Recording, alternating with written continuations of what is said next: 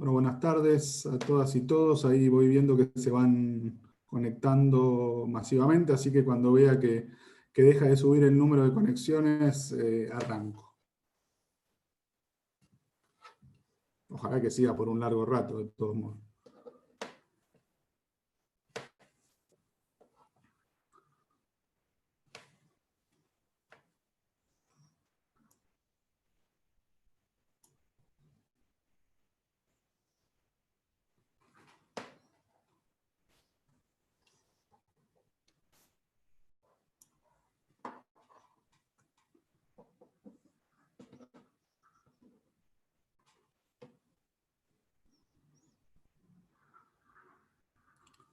Bueno, vamos largando si les parece y se van sumando los que falten. Mi nombre es Mariano Heller, trabajo en el Consejo de la Magistratura de la Ciudad de Buenos Aires y en este caso estoy aquí como representante de alguna manera de la Red Internacional de Justicia Abierta, RIJA. Primero que nada agradecer, para nosotros, hoy venía pensando cómo presentar esto y estamos iniciando nuestra actividad de seminarios, webinarios, de la mano de OGP Hoy, el otro día UNESCO, y la verdad que es como empezar a jugar en la cancha con Messi y con Cristiano Ronaldo, así que para nosotros es muy importante y lo sentimos como un apoyo muy grande y a su vez nos genera una responsabilidad enorme como un espacio que se está empezando a gestar para poder construir entre todos una red que nos pueda servir. Esta red la veníamos pensando ya hace un tiempo y lo cierto es que la pandemia, así como frenó muchas cosas, aceleró algunas otras y pensamos que efectivamente era el momento de empezar a trabajarla y empezar a darle vida. Y nos veníamos cruzando con distintos actores, distintas personas, distintos campeones de la justicia abierta. Siempre somos el grupo más chiquito, hay mucha sociedad civil, muchos ejecutivos, mucho del legislativo, y de justicia siempre somos menos. Y lo cierto es que nos cruzábamos en Abre-Latam, nos cruzábamos en reuniones de OGP, en cumbres de datos, etc. Y empezamos, bueno, a identificar quién es cada uno y a juntar nombres y datos, y dijimos, bueno, es hora de intentar generar una comunidad que nos permita mejorar entre todos.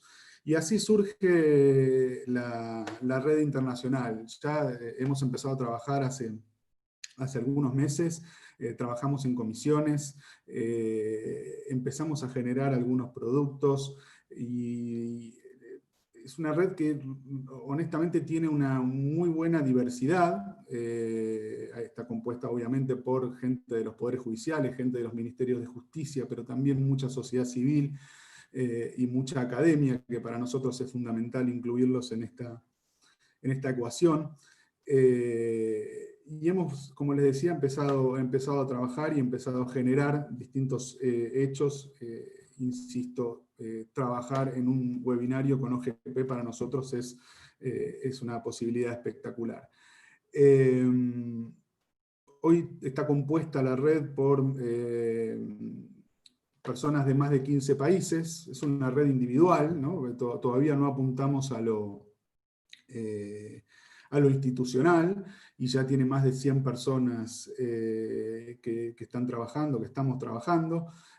Intentamos obviamente tocar los mismos temas que se tocan en las distintas cumbres, pero desde nuestras experiencias, desde un intercambio que nos pueda servir a todos, desde ver justamente qué es lo que están haciendo los que están más avanzados en estos temas, y por suerte la tenemos hoy a Sara, y bueno, Costa Rica siempre es un faro para mirar, este intercambio creo que va a generar enorme riqueza y nos va a dar la posibilidad de ir creciendo entre todos y poniendo de alguna manera la agenda de justicia abierta en el lugar en el que debe estar, ¿no? Todavía, como les decía hace un rato, estamos rezagados, las necesidades en general de los poderes judiciales de mostrar transparencia son en muchos casos menores que la de los otros poderes, y que haya una comunidad que pueda empujar todos para el mismo lado desde la unión de distintos países y distintos actores nos parece fundamental. Así que bueno, de eso se trata esta red a la cual obviamente los invitamos a participar, porque si están acá conectados en el Zoom o viéndolo por YouTube, es algo que efectivamente sabemos que les interesa, y nosotros necesitamos efectivamente seguir sumando voces. Para nosotros es realmente importante que esta comunidad sea grande y que esta comunidad tome fuerza. Y para eso, obviamente, como les decía al principio, el rol de instituciones como OGP es absolutamente fundamental. Así que bueno, en ese sentido, volver a agradecerle a Alonso que está aquí con nosotros, y agradecerle también a Adna, agradecerle a Rosario Pavese, una querida amiga que ha trabajado mucho para que este webinario se haga posible. Y aprovechar este momento tan especial de pandemia que nos ha obligado a muchos a redefinir nuestras situaciones laborales y a que las audiencias empiecen a ser virtuales y a que tengamos que trabajar de otra manera obligados. Y creo que no hay mejor momento para empezar a profundizar esta agenda de justicia abierta que esta pandemia. Así que creo que genuinamente nos puede servir muchísimo. El panel que tenemos es absolutamente un lujo, y para nosotros fundamental que que hayan aceptado la invitación. Lamentablemente por una reunión de urgencia que le surgió a Álvaro Namen Vargas, el presidente del Consejo de Estado de Colombia, no va a poder estar con nosotros. Sí va a haber un representante del Consejo que después va a participar también. Pero la presencia tanto de Sara como de Laurence como de Inca para nosotros es fundamental para poder discutir esta agenda que es tan importante. Lo dejo a Alonso con la palabra y después, bueno, algunas cuestiones más operativas del Zoom que podemos discutir. Gracias a todas y todos. Muchas gracias, Mariano. Bueno, pues muy buenas, yo creo que para casi todas y todos son tardes ya en la región. Muy buenas tardes. Es un gusto realmente poder estar acá y tener este webinario. Lamentablemente Rosario, como decía Mariano, no pudo estar el día de hoy. Y menciono su nombre porque sí, ella ha sido una gran campeona de este tema y ha impulsado mucho como parte de su labor en Gobierno Abierto, entonces solo quería reconocer eso. Y bueno, les quería hablar un poco nada más para garantizar que no sé, todas y todas conozcan un poco de qué va esta alianza para el Gobierno Abierto y cómo ha ido saliendo poco a poco el tema de justicia y ha ido acelerándose en la forma en la que trabajamos. Esta es una iniciativa que se lanza en 2011 por 8 países. Actualmente tenemos 78, tenemos también 70 gobiernos locales que están participando. Y bueno, esta iniciativa lo que tiene de singular es que es una plataforma para que reformadores y reformadoras definan cómo quieren abrir el gobierno, cuáles son los temas que quieren trabajar, cómo se tiene que hacer. Y lo que nosotros ponemos es una serie, un marco de reglas que se deben de cumplir y con lo que esperamos hacer más efectivo este trabajo, ¿no? Entonces, son 3 características, yo diría, que nos hacen especiales. En primer lugar, sociedad civil tiene que formar parte de la formulación de estos temas. Entonces, sociedad civil siempre tiene que estar sentada en la mesa con actores estatales, ¿no? Y bueno, empezamos casi siempre, gobierno abierto se parece indicar más bien al Ejecutivo, pero a poco se han ido incorporando legislativos, se han ido incorporando, como vamos a ver, poderes judiciales. Y bueno, del lado de sociedad civil o de las organizaciones no gubernamentales en un sentido muy amplio, no solo son organizaciones de sociedad civil, sino puede ser academia, puede ser sector privado, pueden ser cualquier tipo de organizaciones en este sentido amplio, incluso la ciudadanía en general. El segundo tema es que esto no es para venir a tomarse la foto, ¿no? No se trata de discursos, sino se trata de hacer compromisos específicos, y ahorita van a ver que hablo mucho de compromisos específicos que son incluidos en planes de acción que cada 2 años entregan los países participantes o los gobiernos locales participantes. Entonces, en este sentido, gobierno y sociedad civil se sientan, definen cuáles son los temas que tienen que tratar con un enfoque de apertura, de transparencia, de rendición de cuentas, de participación, y emiten estos compromisos. Y el tercer elemento es que estos compromisos son evaluados, ¿no? No se vale solo hacer promesas, sino que se hace una valoración por un investigador o una investigadora en el país que evalúa el proceso, que efectivamente haya habido un diálogo, que no haya sido nada más gobierno dice y firmen ya, que haya habido un diálogo, un proceso de co-creación, como le llamamos, y que se hayan cumplido lo que se dijo que se iba a hacer, ¿no? Y la ambición de estos compromisos. Si solo se hicieron cosas que, pues no sé, de todas formas se tienen que cumplir por ley o ya se están haciendo, se indica. Si se hacen reformas sustantivas que realmente cambian la forma de trabajar o la calidad de vida de las personas, pues también se indica. Entonces, en este marco, el tema de justicia ha ido poco a poco aumentando y cada vez hay más interés en incorporar eh, estos compromisos de justicia abierta o de justicia en general en los planes de acción. La forma en la que nosotros dividimos cómo se puede trabajar el tema de justicia en materia de gobierno abierto incorpora 3 dimensiones. Por un lado, puede ser garantizar el acceso a la justicia. Entonces, son compromisos sobre cómo empoderar, fortalecer el conocimiento legal de la ciudadanía, políticas para mejorar acceso a los sistemas públicos. Con la pandemia, muchas cosas, o sea, todo el tema de digitalización se aceleró mucho, pero con esto también se pueden acelerar las desigualdades, ¿no? Entonces, ¿cómo garantizamos este acceso? En segundo lugar, que es un tema que se usa mucho, tiene que ver con justicia abierta, que es cómo mejorar la apertura del sistema judicial mediante aplicación de principios de transparencia, de acceso a la información, participación, rendición de cuentas. Es un tema muy importante y bueno, históricamente el Poder Judicial es como por la naturaleza del trabajo que se hace, es uno de los que puede ser un poquito más difícil tener mecanismos de transparencia, pero definitivamente se puede trabajar y se ha trabajado. Y tercero, es utilizar a la justicia para promover el gobierno abierto y garantizar el Estado de Derecho. Entonces, ¿cómo los funcionarios de un sistema de justicia pueden participar activamente y fortalecer sus conocimientos sobre gobierno, para apoyar procesos de acceso, de información pública, rendición de cuentas? Las cortes son muy, muy importantes. Estos compromisos han ido creciendo y actualmente nosotros tenemos ahora 78 miembros desde 2011 que han hecho 300 compromisos para fortalecer el sistema de apertura de justicia. A la fecha nos han entregado 248 planes de acción, por lo que podrías decir que casi hay uno y cachito en casi cualquier plan de acción. Y América Latina es la región más activa de OGP en materia de justicia abierta. Casi la mitad de todos los compromisos de justicia surgen de la región de las Américas. 70% de los países de la región tienen algún compromiso, ¿no? Y esto se compara con 30 o 40% en regiones como Europa, África y Asia.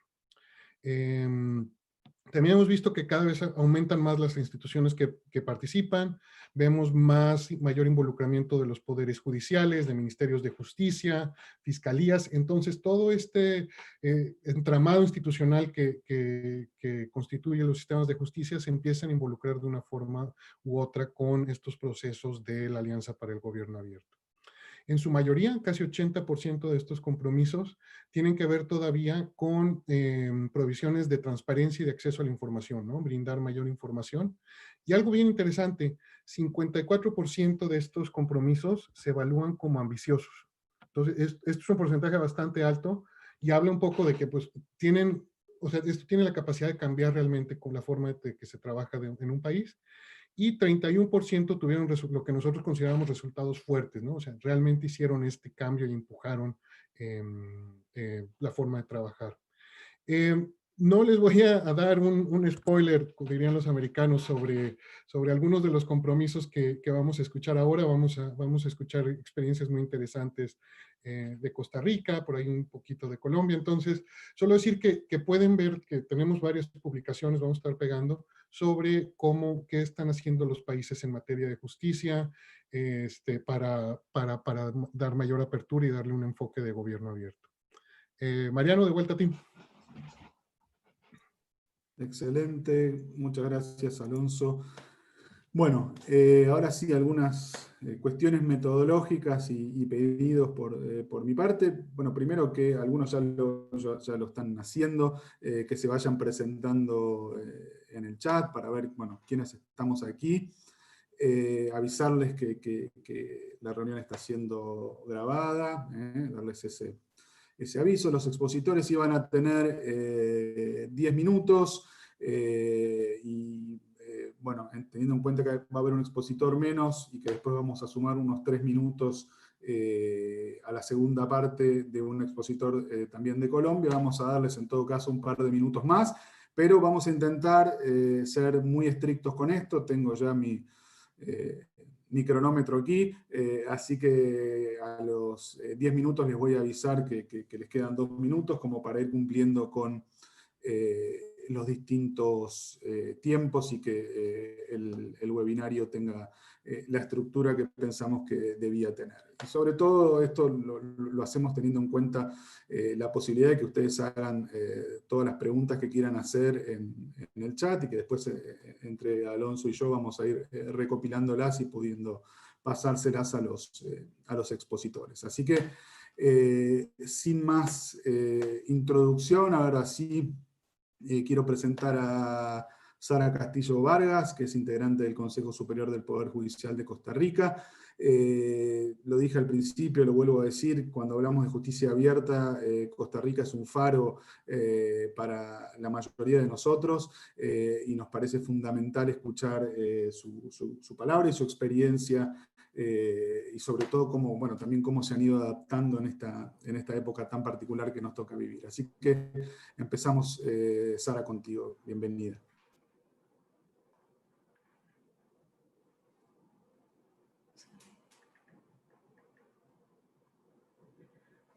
Bueno, muy buenos días. Por mi parte, profundamente honrada de ser invitada a esta actividad que integra dos organizaciones que aprecio y de las que espero seguir siendo parte, integrante y apoyar de alguna manera.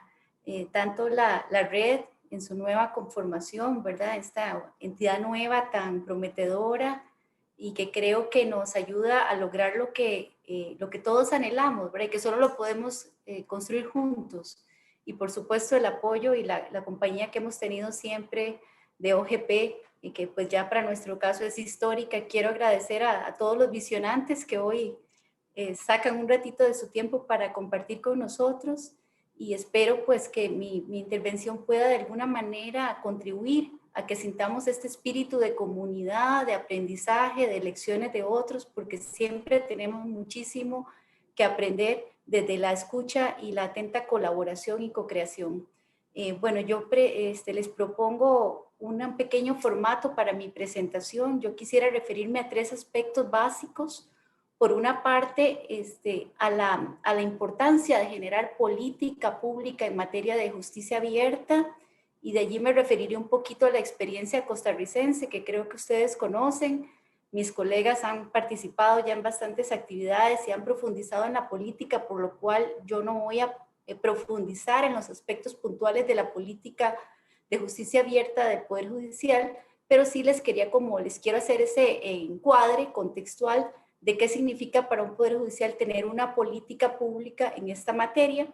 Por otra parte, me voy a referir a un fenómeno costarricense que nos ha dado buen resultado y es el poder pensar en un Estado abierto y no solo en un gobierno abierto, y esto a través del convenio y la alianza que hemos venido haciendo las instituciones del Estado con sociedad civil para conformar y articularnos en planes de acción de Estado abierto, donde los diferentes poderes asumimos compromisos en el plan nacional, y allí voy a ejemplificar con el último compromiso que asumió Costa Rica en el 4º plan de acción, para finalmente cerrar con lo que sería una experiencia muy práctica de este momento pandémico tan fuerte que nos ha tocado vivir, de cómo la justicia abierta debería impactar o impacta en la cotidianidad de los más vulnerables, ¿verdad? De los que más nos necesitan, de los más lejanos y de los que tememos que queden afuera ahora que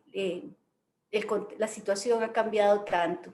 Entonces, bueno, sobre el primer punto, comentarles, Costa Rica tiene una participación temprana en la alianza, desde el 2012 se integra proactivamente y el Poder Judicial en 2013 adquiere un compromiso público de generar, de crear y aprobar una política judicial de justicia abierta.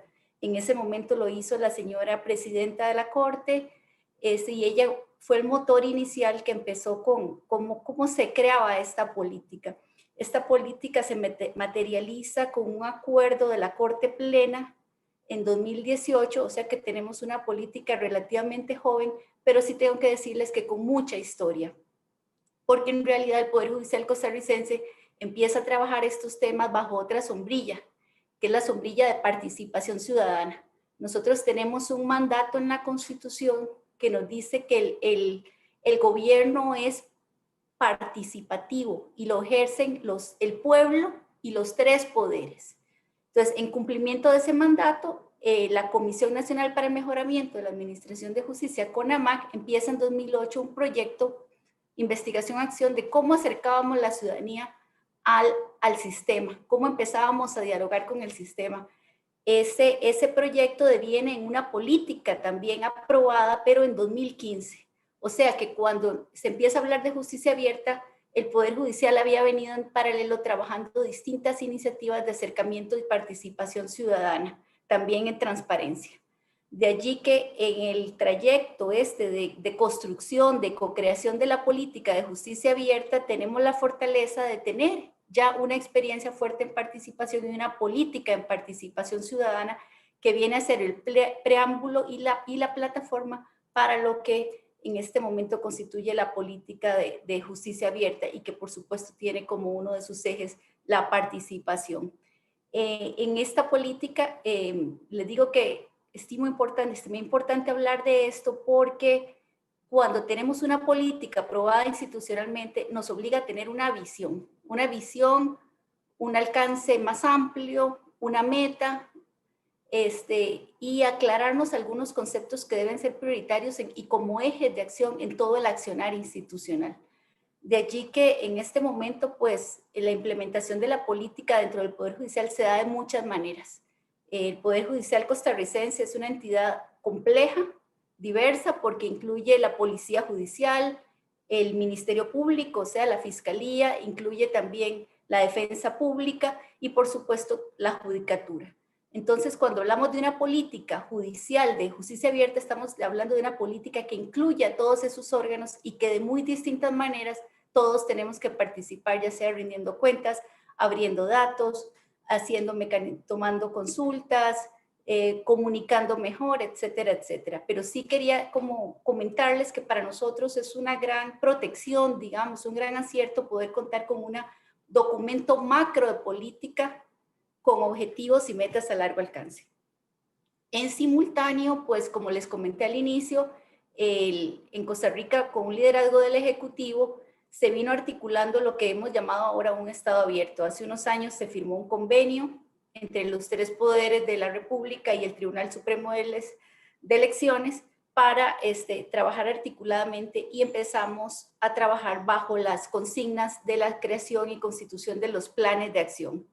El Poder Judicial participa en los planes de acción. Desde el segundo, tercero y cuarto planes de acción hemos tenido diferentes objetivos, compromisos que hemos ido cumpliendo. Yo estimo que exitosamente, Alonso nos dirá mejor, pero sí lo hemos hecho con mucha responsabilidad y compromiso. Y me voy a referir a este cuarto plan de acción, que es 19-2022, donde nosotros asumimos un compromiso que se llama creación del Observatorio Judicial.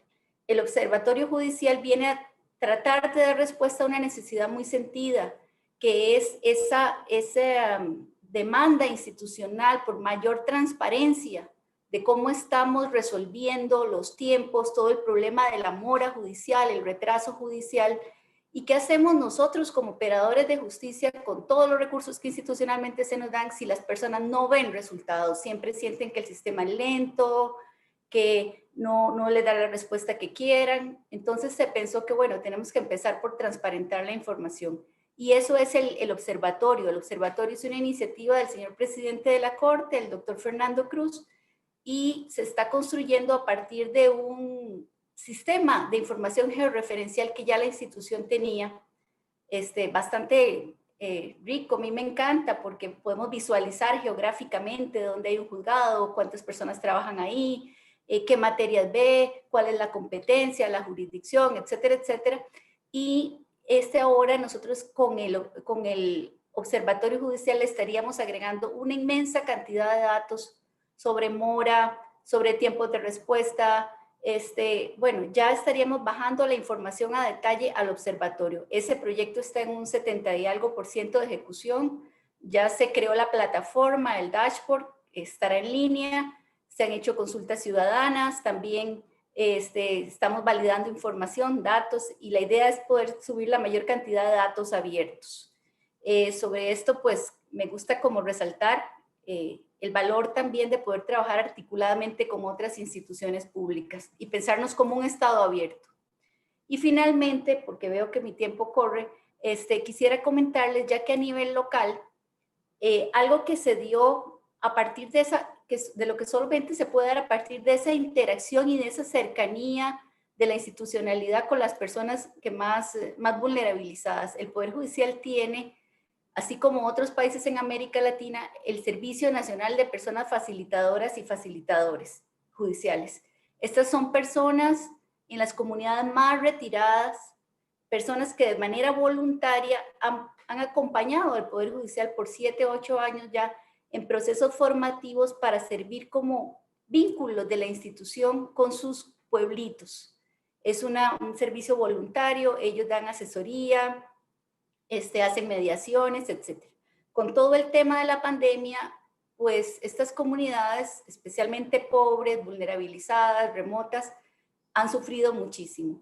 Pues en la zona norte, en lo que llamamos la región Huetar Norte, que es la parte que colinda con Nicaragua y donde hay grandes extensiones de terreno con difícil acceso, altísimos índices de pobreza, una población trabajadora migrante, se empezaron a hacer acciones de coordinación de las otras entidades del Estado con el Servicio Nacional de Facilitadores para ayudar en cositas como cómo ubicar a alguien que ocupa una medicina. Después los facilitadores y las facilitadoras empezaron a ayudar a identificar aquellas familias que tenían necesidades extremas. Por ejemplo, que ocupaban alimentos, ya digamos de una manera crítica, o la atención de algunos servicios básicos. En esa misma colaboración también el Poder Judicial hizo una alianza con las instituciones de salud para ayudar a entregar medicinas a aquellas personas que no podían salir de su casa, adultos mayores, personas enfermas, y entonces los facilitadores colaboraron para identificar esas personas y repartirlo. Pero más allá, el Ministerio de Salud identificó como un rol natural de los facilitadores el poder ayudar más allá, ir más allá con el tema de acceso a la salud, y aquí es donde se hace un convenio, una alianza interinstitucional para la atención del COVID en esas comunidades. Y entonces los facilitadores reciben capacitación por parte del Ministerio de Salud y se vuelven también informantes, comunicadores, apoyo social para las familias. ¿Cómo? Por ejemplo, dándoles instrucciones de qué es una orden sanitaria, cómo hacer un aislamiento, cómo pedir una ayuda si están en cuarentena, y cosas todavía más tristes y delicadas como cuál es el procedimiento si una persona muere en la comunidad y es sospechosa de COVID. En este momento, pues ese proyecto es un proyecto piloto, solamente se está dando en esa parte norte del país, pero creo que nos ayuda a visibilizar cómo por medio de la participación y la coordinación, la co-creación y la cooperación, podemos aterrizar desde un marco grande de política, que es donde empecé mi presentación, hasta pasar por la articulación interinstitucional y llegar a impactar a aquellas personas que en realidad más lo necesitan, y que es lo que tendría que darle sentido a cualquier esfuerzo de justicia abierta, ¿verdad? Tener auténtico valor público y fortalecer pues nuestros sistemas democráticos y la atención a los servicios. De esa manera pues creo que cumplo con el tiempo y quedo a su orden. Bueno, muchas gracias, Sara. Sí, ahí escuché que tuvo una ayuda local ahí que con el tiempo, así que no dije nada. Vamos a darle ahora la palabra a nuestra amiga Laurence Pantin. Ya nos conocemos, hemos trabajado, incluso nos hemos cruzado más de una oportunidad. Y Laurence, nos gustaría que nos des esta visión desde la sociedad civil, de, bueno, justamente cuál es el rol que viene cumpliendo sociedad civil en el contexto de pandemia, cuáles son las principales áreas de oportunidad que vos ves para trabajar con los poderes judiciales, las instituciones de justicia y demás. Así que te escuchamos con todo gusto, bienvenida. Muchas gracias, Mariano. Y pues buenas tardes a todos. Primero que nada, pues gracias a la Red Internacional de Justicia Abierta y a la Alianza por el Gobierno Abierto por invitarme.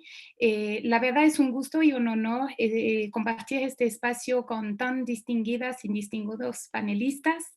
Y saludo también, obviamente, a todos los que nos acompañan esta tarde de manera remota, que es la nueva manera que tenemos todos de trabajar y de interactuar. Si quieren, si me permiten, quisiera compartir pantalla. Vamos a ver si lo logro. A ver, un segundito. Sí. Aquí. Por favor, me dicen si lo ven. Perfecto. Muchas gracias. Entonces, pues, primero que nada quería empezar con un verdadero suceso que nos sucedió en México la semana pasada, donde una jueza de Distrito de Aguascalientes, una jueza federal, publicó, bueno, más bien emitió una sentencia para una niña que necesitaba acceso a sus medicinas. Y lo que causó mucho revuelo fue que hizo, aparte de la sentencia, hizo una sentencia, digamos, un resumen en lenguaje sencillo, dirigiéndose directamente a la niña.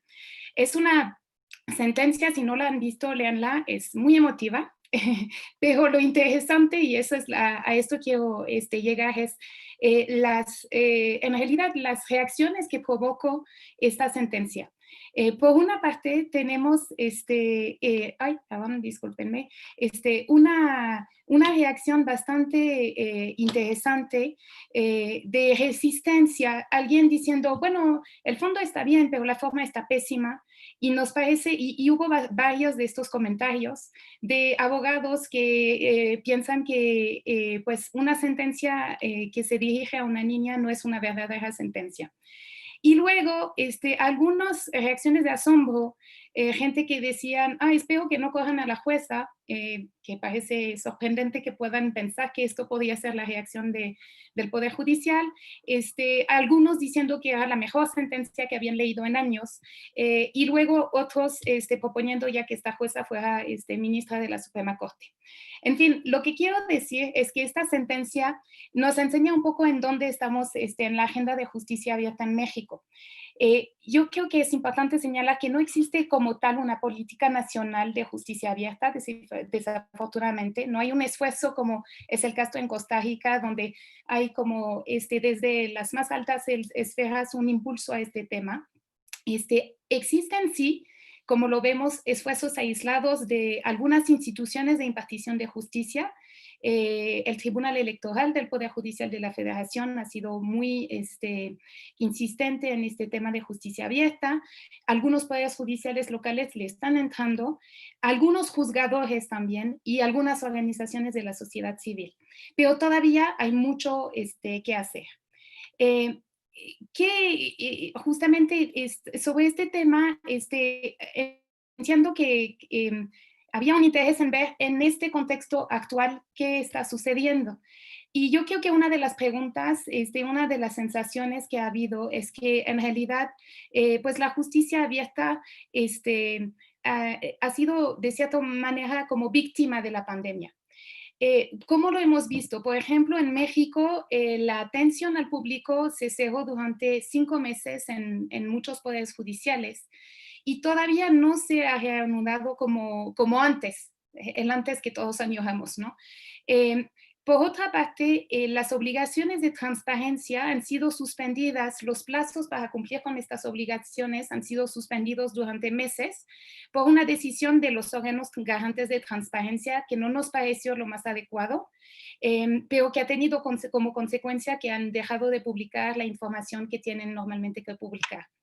Por otra parte, las obligaciones incluso internas de rendición de cuentas también han sido suspendidas por decisiones internas de algunos consejos de la judicatura que, por ejemplo, dejaron de solicitar informes a los juzgados, dijeron que solamente cuando se reanudarían las actividades los iban a pedir. Entonces hubo meses donde incluso internamente no se veía muy bien cómo había este seguimiento que se estaba haciendo a la actividad. Luego, pues ejercicios de supervisión, lo mismo, las visitas se suspendieron, un montón de cosas que en un momento en que pensamos que hacía falta más escrutinio que nunca, en realidad, por un tiempo, no hubo esta posibilidad. Y luego hay otro tema muy específico que es el de la publicidad de las audiencias. En México, como en muchas partes del mundo, se empezaron a desarrollar audiencias vía videoconferencias y en México fueron una excepción los poderes judiciales que dejaron la posibilidad a personas de presenciar estas audiencias. Entonces, esto es parte del panorama, digamos, no alentador. Pero precisamente aquí quiero comentar que hay dos maneras, como saben, de ver la realidad. Ver el vaso medio lleno o medio vacío. Yo prefiero verlo medio lleno. Y yo creo que en realidad la justicia abierta en este contexto también se ha visto beneficiada de cierto modo. Y aquí les puse una cita de un consejero de la judicatura de un poder judicial local que me dijo, tiempos extraordinarios requieren de medidas extraordinarias. Y me pareció muy interesante porque creo que esa como diríamos, esa es la actitud que esperaríamos. ¿Qué ha sucedido en este contexto? Ha habido algunas contribuciones muy importantes por parte de la sociedad civil. Voy a tomar este ejemplo. Es una organización que se llama X Justicia para las Mujeres que hizo este informe que analiza los acuerdos que han publicado los poderes judiciales al inicio de la pandemia y es a raíz de este informe lograron que algunos de los poderes judiciales rectificaran las medidas que habían tomado para ampliar el acceso a la justicia de las víctimas de violencia familiar, porque algunos poderes judiciales no habían dejado abiertos ciertos servicios para que mujeres con necesidad de acudir a ellos pudieran hacerlo. Por otra parte, lo que hemos analizado es que algunos poderes judiciales hicieron muchos esfuerzos para mejorar su comunicación y su acercamiento con la población en general y la ciudadanía en estos momentos de COVID. ¿Cómo lo hicieron? Algunos desarrollaron micrositios en sus páginas de internet donde presentaban no solamente los acuerdos que habían tomado, sino comunicados, videos, infografías, estadísticas y algunos incluso, como vamos a ver, algunos contratos. Una de las buenas prácticas que vi es del Poder Judicial de Yucatán, que publicó hasta un video en lengua maya para explicar la suspensión de actividades, este tipo de cosas que me parece que ayudan justamente a acercarse a la población incluso más vulnerable muchas veces y que no necesariamente tiene mucho acceso. Otro ejemplo que nos pareció muy interesante es del Poder Judicial del Estado de Nuevo León. Realizó todo un micrositio. Lo primero que ven aquí es la pantalla que se ve para acceder al micrositio y ahí encontramos mucha información, pero algo que me parece muy interesante es algunas estadísticas sobre la justicia a distancia, actualizadas, como verán, bastante frecuentemente. Esta screenshot lo tomé ayer y contrataciones relacionadas con COVID qué tipo de contratos han tenido digamos, tomar en estos momentos frente a la pandemia. Eh, Aparte de esto, algo que se mencionó es el tema de la digitalización de la justicia. Nos parece que efectivamente ha habido tradicionalmente en México mucha resistencia hacia esta digitalización y en realidad la situación actual está dejando puertas abiertas, las puertas, abriendo un poco más la puerta, digamos, hacia esta digitalización. Y es una oportunidad que hemos para ampliar el acceso a la justicia. De hecho, por esto, desde México Evalúa, la organización en la cual trabajo, hemos publicado hace 2 semanas esta guía de buenas prácticas en el uso de nuevas tecnologías para la impartición de justicia, con el objetivo de apoyar a los poderes judiciales y legisladores a entender mejor las buenas prácticas y herramientas tecnológicas que se han desarrollado no solamente para ampliar el acceso a la justicia, pero para mejorar la eficiencia de las instituciones de impartición de justicia. Veo que mi tiempo se está acabando, entonces voy a pasar rápidamente, tenía algunos ejemplos, pero si quieren los podemos ver después. Pero otra cosa que quería mencionar es que uno de los obstáculos precisamente que hemos encontrado para impulsar la justicia digital son los obstáculos normativos. Se necesitan algunas reformas para tan solo permitir el uso de ciertas herramientas, y la buena noticia es que sí se han presentado algunas iniciativas, incluso de reformas constitucionales, para incluir la justicia digital como una obligación, y también una iniciativa de Código Nacional de Procedimientos Civiles y Familiares. Pero más allá de esto, la agenda de justicia abierta, y con esto concluiré, no es nueva y no se va a acabar con la pandemia.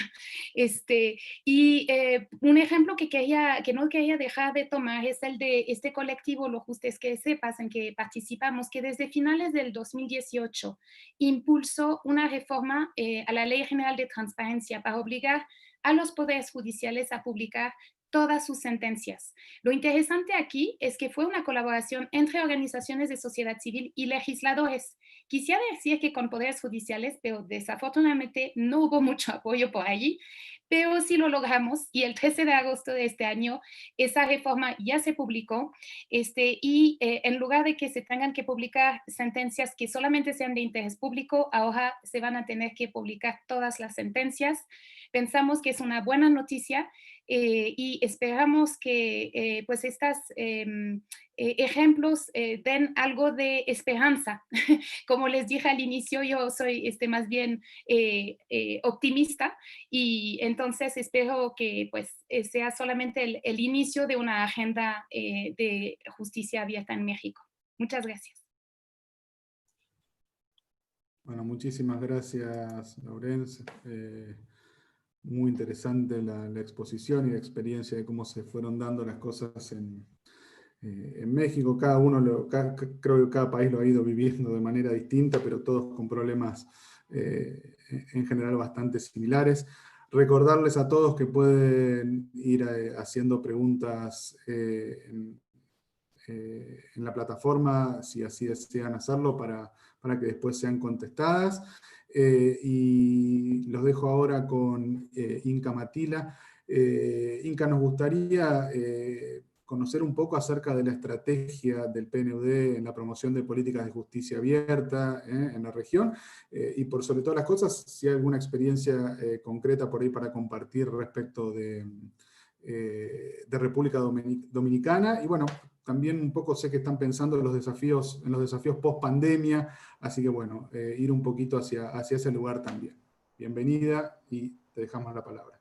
Muy buenas tardes a todas y todos que nos acompañan virtualmente, y muchísimas gracias por esta invitación a este seminario.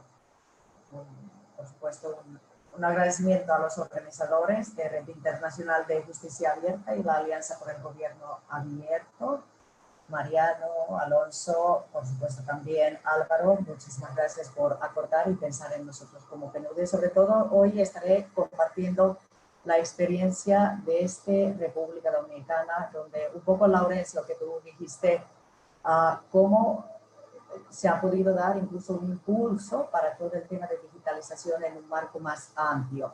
Así que también estoy muy agradecida de compartir este espacio con coexpositores de tantísima calibre. Prácticamente antes les tengo pocos slides, pero principalmente lo que en esta exposición quiero hacer un zoom un poco lo que está pasando en el caso de República Dominicana. Claramente como el tema de contexto, la pandemia de COVID-19, además de un shock de salud, claramente es una crisis socioeconómica sin precedentes. Esto es lo que estamos observando desde todo el sistema de Naciones Unidas, donde PNUD como Organización Rectora del Desarrollo Humano Sostenible tenemos una atención especial. Claramente estamos mirando un riesgo de caída de 45 millones de personas a la pobreza, y a la vez estamos observando un elemento muy importante, lo que tiene que ver con la dimensión de gobernabilidad, aterrizando también en la materia. Prácticamente uno de los riesgos para la democracia en América Latina y el Caribe ya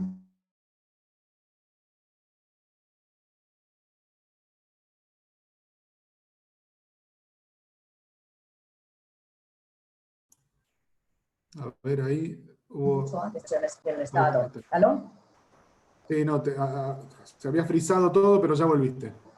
Sí, estamos en tormenta en República Dominicana, así que esperamos que se aguante la conexión.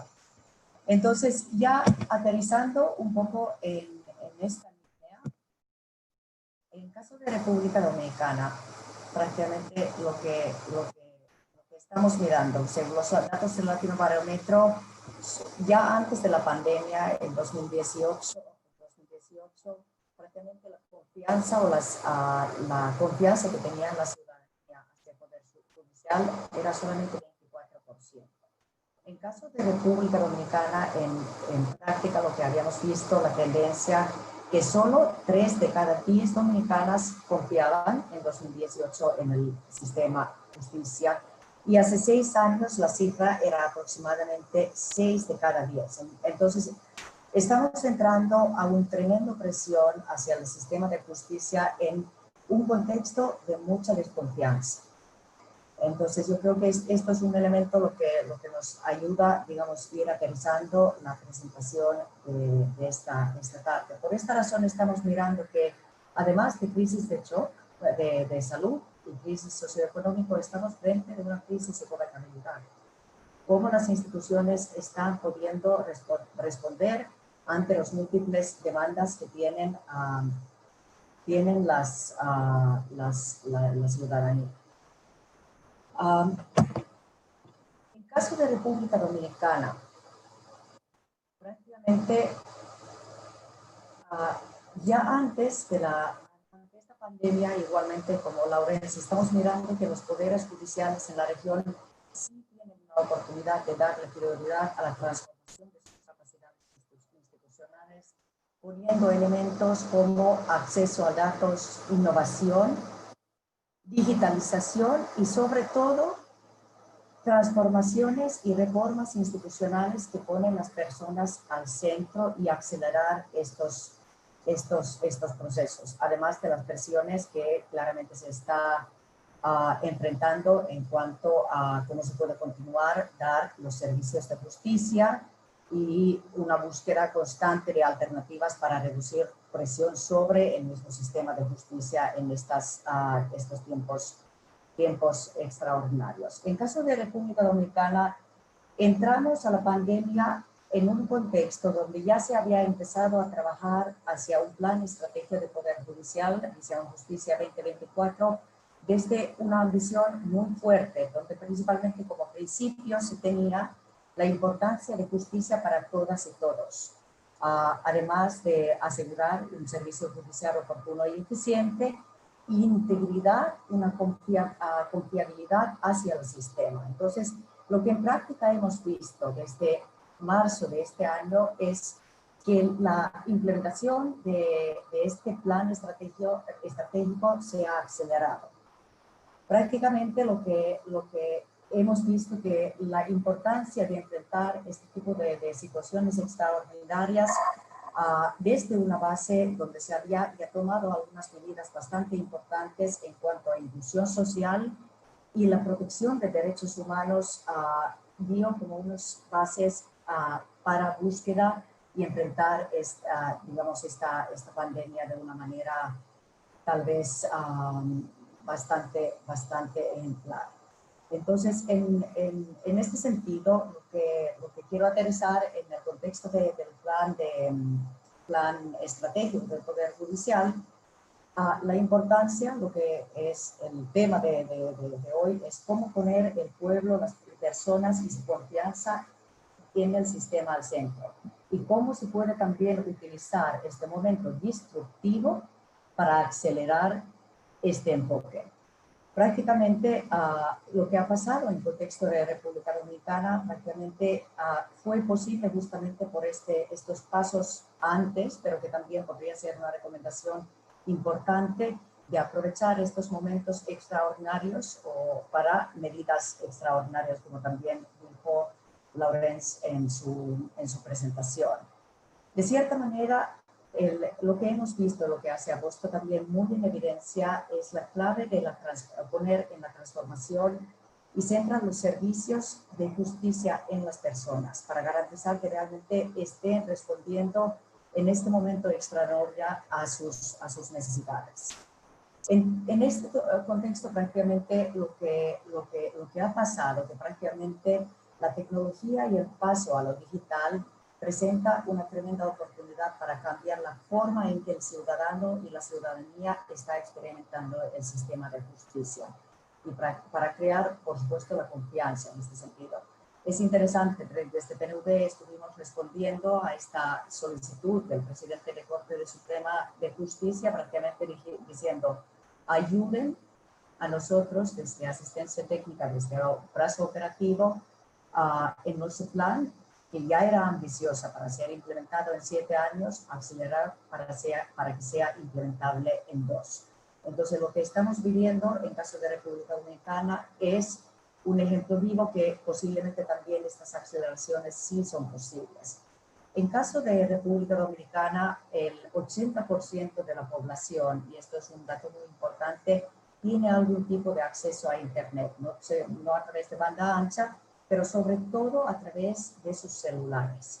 Entonces, yo creo que esto también, en punto de vista de inclusión y pensar el principio de una justicia para todos y todas, es clave en este contexto y cómo se puede también, digamos, ir formando a la ciudadanía en usar y aprovechar estas soluciones tecnológicas.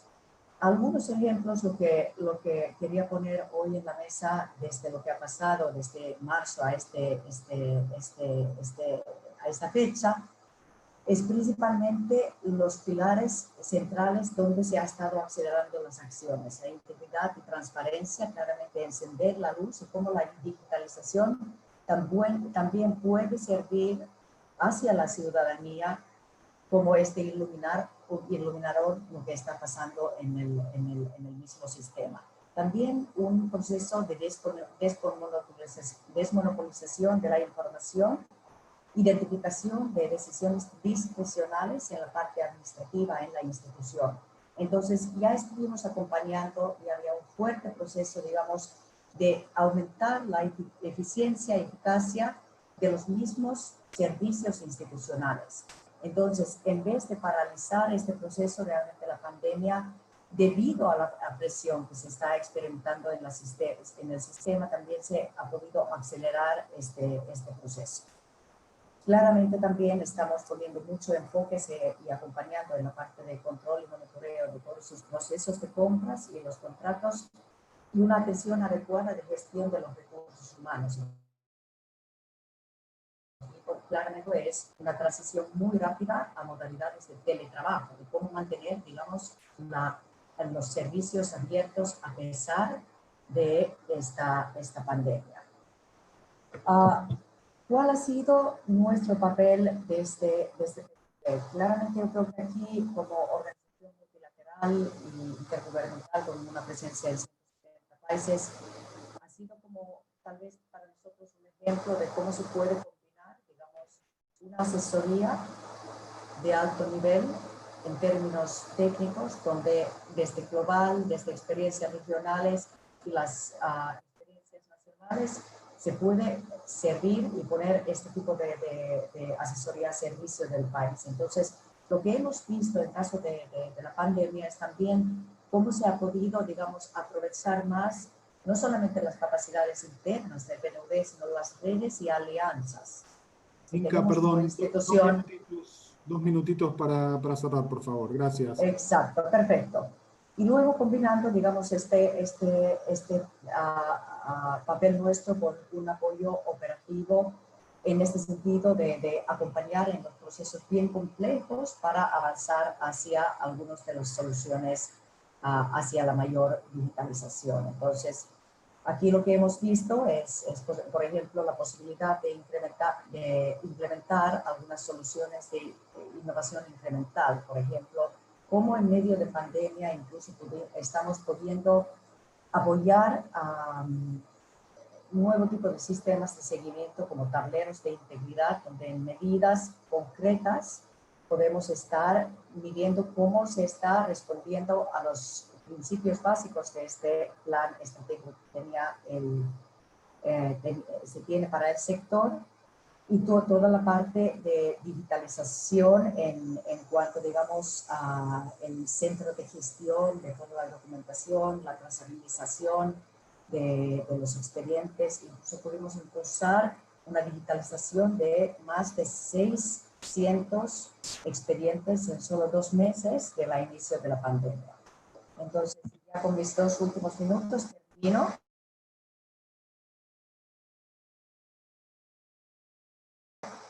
Este PNUD desde Naciones Unidas es central.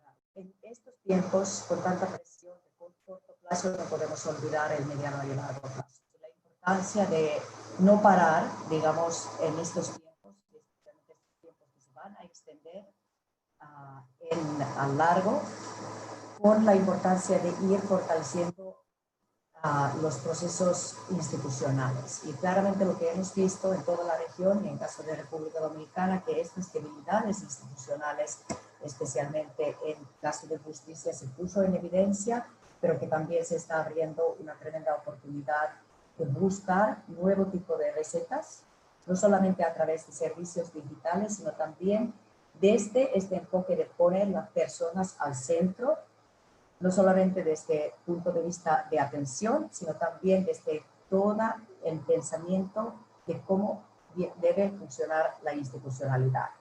¿Cuáles son los servicios que está recibiendo la ciudadanía y especialmente la ciudadanía en mayores condiciones de vulnerabilidad?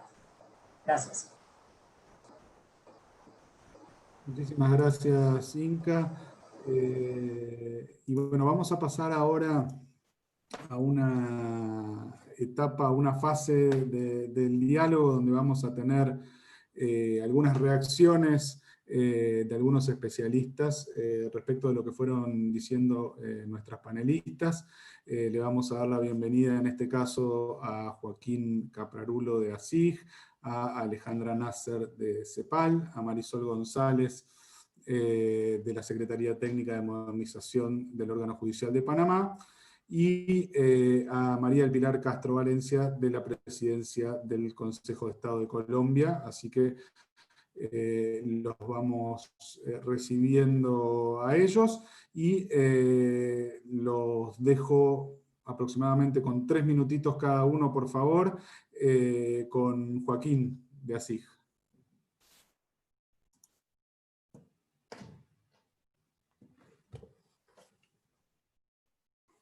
Ya te vemos.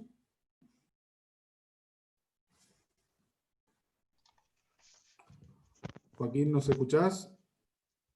Dale, ahí estamos. ¿Me escuchan? Perdón, en el traspaso de observadora a panelista no, me perdí el llamado. Bueno, muchísimas gracias en primer lugar por la invitación, tanto al equipo de Mariano y de la Red Internacional de Justicia Abierta, de la cual ASIG forma parte, como al equipo de OGP, que estuvo también participando de la coordinación, y en particular, bueno, no está, pero a Rosario Pavese, que nos invitó a los colegas de ASIG a contarles un poco cuál es nuestra experiencia en la materia, sobre todo en los últimos meses. ASIG, para quienes no nos conocen, es una organización de sociedad civil de Argentina que trabaja en líneas generales relacionado a temas de fortalecimiento democrático, acceso a la justicia, y una agenda amplia de derechos en temas como acceso a la vivienda, niñez, derechos de las personas con discapacidad y demás.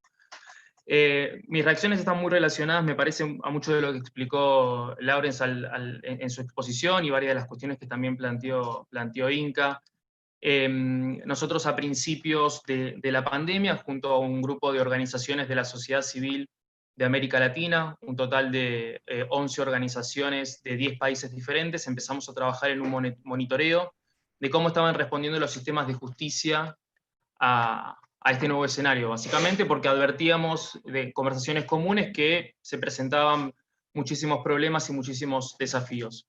Esto derivó en un primer informe que le enviamos en términos más informales a la Comisión Interamericana de Derechos Humanos, nos habilitó una primera conversación y luego de eso solicitamos una audiencia pública que se realizó en los primeros días de octubre, en la cual expusimos al conjunto de las y de los comisionados cuál era nuestra mirada sobre el tema y cuáles eran algunos de los problemas que estábamos observando. Voy a comentar brevemente qué fue lo que encontramos y algunas apreciaciones generales más vinculadas a lo que podríamos llamar la fase de innovación y el impacto en los procesos de innovación en la región, en los poderes judiciales, producto de la pandemia. Este informe es público, lo tenemos subido a nuestro sitio web, ahora voy a compartir el link. Como resultado general, lo que nosotros observamos, lógicamente, que lo que subyace es serios problemas de acceso a la justicia durante la pandemia, lo explicó, me parece muy bien Laurence, y no quiero ser reiterativo, pero las medidas, obviamente, de aislamiento social y de interrupción de la circulación hicieron también que los poderes judiciales cerraran gran parte de su actividad, o por lo menos la suspendieran con suspensión de plazos y demás. Eso generó en primera instancia una cierta invisibilización de la situación de la justicia en la agenda pública, mientras discutíamos muy activamente con los poderes ejecutivos y con los poderes legislativos. Este mismo nivel de discusión nos dio en torno a la necesidad y a la esencialidad de tener sistemas de justicia atendiendo las demandas de la ciudadanía en un contexto tan particular.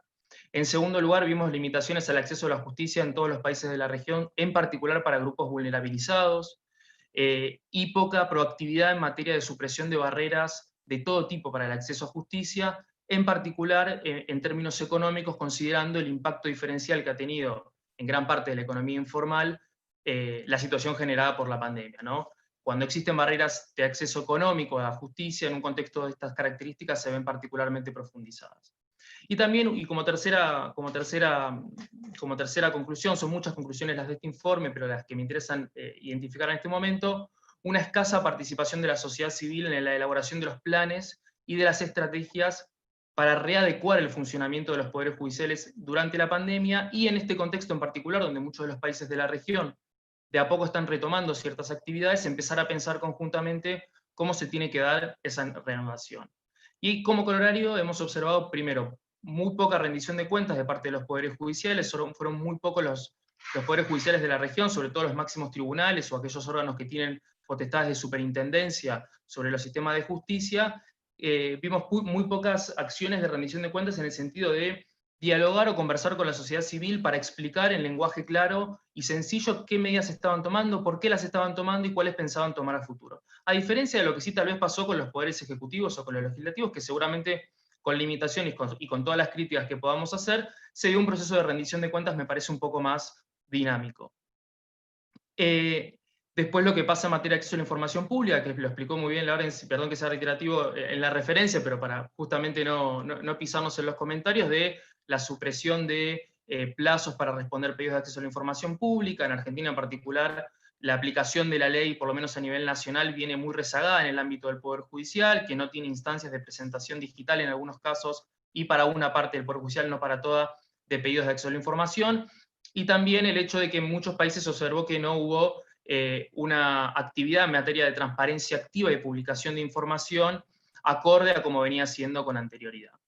Pero todo esto obviamente estuvo potenciado, y digamos, creo que lo que hoy principalmente estamos discutiendo es el impacto en términos de usos de tecnología en los procesos judiciales. Me parece que todos los poderes judiciales, y en eso vamos a coincidir, aceleraron, esto fue un gran catalizador de todas las estrategias de incorporación de tecnología a la resolución o a la actividad cotidiana de los sistemas de justicia, que en la mayor parte de los países se venía llevando a cabo de manera bastante lenta, y esto obviamente funcionó como un gran impulsor. Como primera advertencia en ese sentido, los problemas lógicos de la brecha digital, ¿no? Vivimos en Latinoamérica en un contexto donde tanto el acceso a sistemas digitales como el acceso a conexión fija, que asegure una conexión estable o suficiente para ciertas actividades, es muy mala. Los niveles de penetración del acceso a Internet como servicio, incluso en algunas de las ciudades más importantes de la región y con los mejores niveles socioeconómicos, sigue siendo una brecha notoria. Nosotros, en nuestro caso, lo podemos observar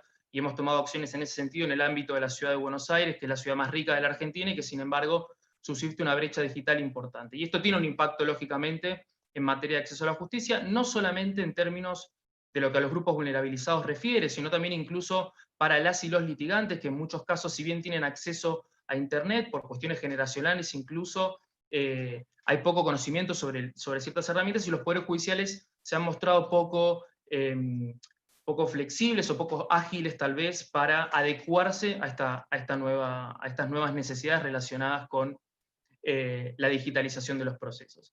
Y por otra parte, me parece que se profundiza en materia de implementación de tecnologías, con toda la potencialidad que eso tiene en materia de justicia abierta, un cierto desorden o una cierta torpeza en la implementación de muchas de estas estrategias que no están, o por lo menos públicamente, no están precedidas o no están antecedidas de una discusión y una protocolización de la implementación de esos sistemas, en los cuales primero participe la sociedad civil.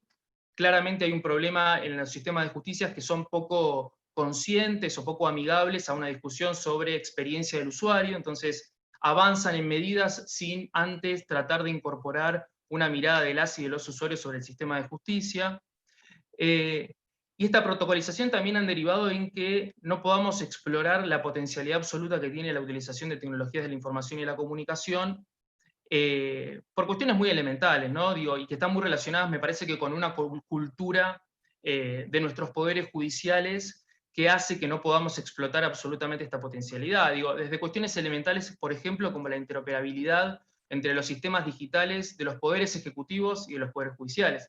Por dar un ejemplo que grafique esta situación, en algunas jurisdicciones hemos detectado que cuando hay que incorporar alguna instancia de reclamo o lo que sea que se tramitó en el ámbito del Poder Ejecutivo a una causa judicial, ambos sistemas tienen sus propios sistemas de expedientes.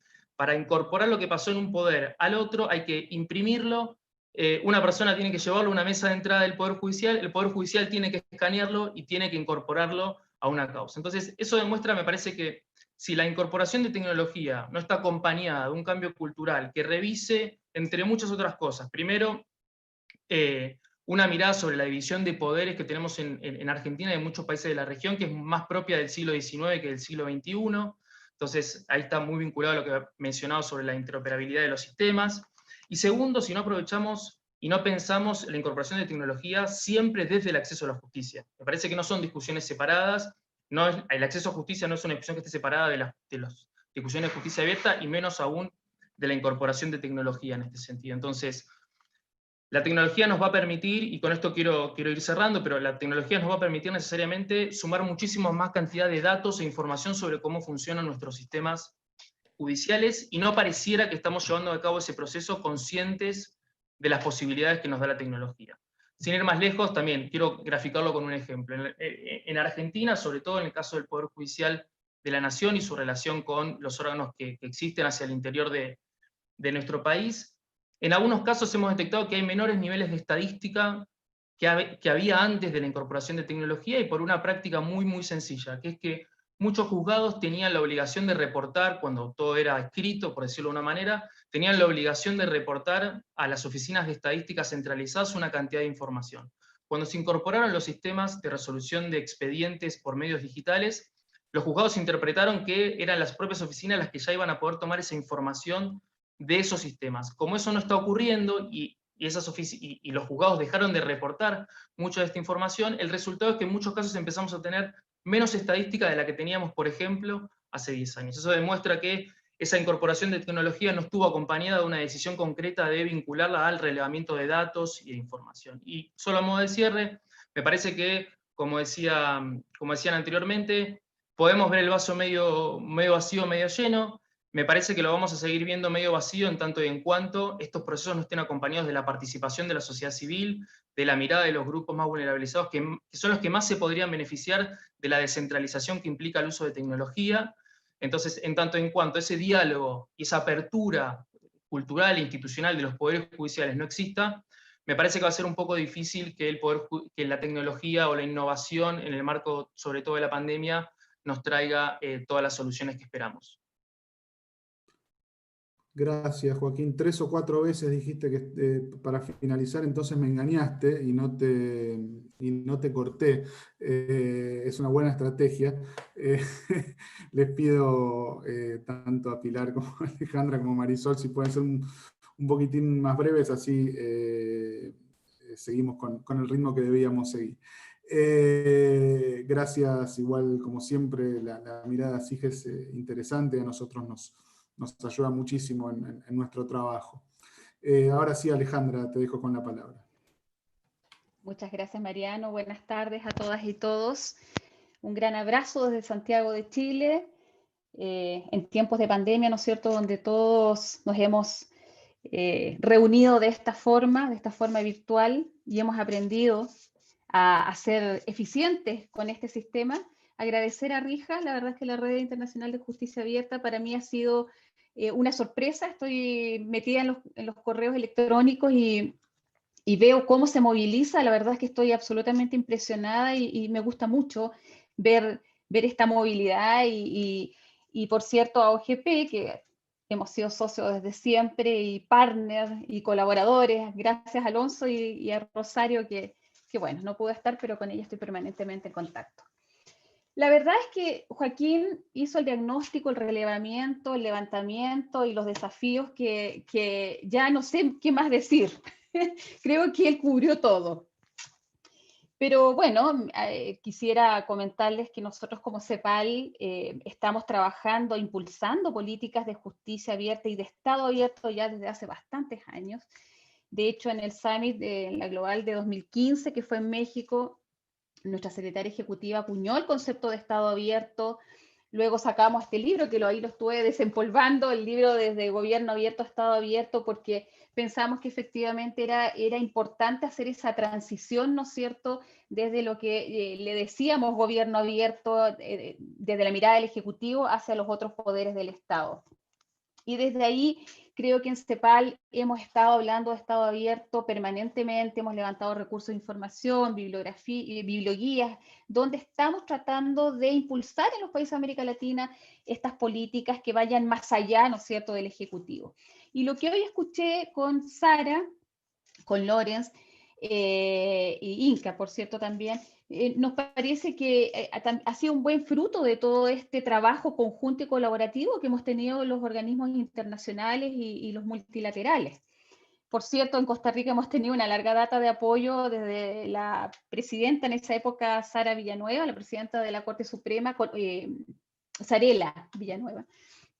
Con ella nosotros estuvimos trabajando más de un año en levantar la política de justicia abierta en Costa Rica. Hoy estamos trabajando también con Janina Sojo, por cierto, en los implementadores de su cuarto plan de acción. Por lo tanto, estamos bien involucrados con lo que se está haciendo en Costa Rica. Y lo que Lorenz también comentaba, ¿no es cierto?, sobre lo que se está levantando en México, nos parece que es una muestra de que los países de la región creo que han entendido que la modernización de la justicia debe dejar atrás esa idea, ¿no es cierto?, de que es una institución que toma decisiones administrativas y jurisdiccionales tras puertas cerradas. Creo que es importante recuperar y mantener la confianza de una ciudadanía, ¿no es cierto?, en su sistema judicial. Hay que dar a conocer a la ciudadanía la labor de la administración de justicia, de los tribunales. mejorar el rendimiento, por cierto, y la calidad del servicio de justicia a través justamente de las tecnologías de la información, la digitalización, y ahí el desafío, como bien lo dijo Joaquín, de la interoperabilidad de los sistemas del Estado es tremendamente importante, y por lo mismo CEPAL también está trabajando con varios países de la región en levantar sistemas de interoperabilidad, tanto técnica como semántica, como legal, como organizacional. Y ahí viene otro desafío, las organizaciones. Me parece que, y en especial en el tema de apertura en justicia, el cambio cultural es uno de los grandes desafíos que todavía permanecen. Tenemos que generar procesos de gestión del cambio que ayuden, ¿no es cierto?, a visualizar al ciudadano y ciudadana como colaboradores reales de un proceso que va más allá de entregar la información, ¿no es cierto?, en lenguaje claro, con visualizaciones, con infografías, con video y con todos estos recursos que son maravillosos, pero la colaboración tiene que ir más allá, tiene que ir a profundizar los procesos internos de justicia, hacer una reingeniería real de todos los procesos que hoy en día en el sistema judicial se están desarrollando. Y es así, yo puse el cronómetro y voy viendo mi tiempo, Mariano, para que no te pongas nervioso. Y es así como creemos que iniciativas como las que se han dado en el 5º Plan de Acción del Gobierno de Chile, en el cual nosotros somos parte de la mesa de gobierno abierto como organismo observador y colaborador, han sido, creo, ejemplos que debiéramos ir replicando, donde tenemos compromisos de los 3 poderes del Estado y donde ya, por ejemplo, la Defensoría Penal Pública va en su 2º plan de acción y profundizando y generando compromisos que son de más impacto y que tienen que ver con la colaboración de la ciudadanía hacia sus procesos internos. Llamar a las personas, ¿no es cierto?, con el acervo conocimiento que tiene, a revisar y hacer esta rediseño de sus procesos internos, porque muchos de esos sencillamente hoy día se pueden eliminar y no va a pasar absolutamente nada, ¿no es cierto? Todo lo contrario, va a eficientar y va a generar incluso una disminución de los altos costos que el sistema judicial tiene hoy.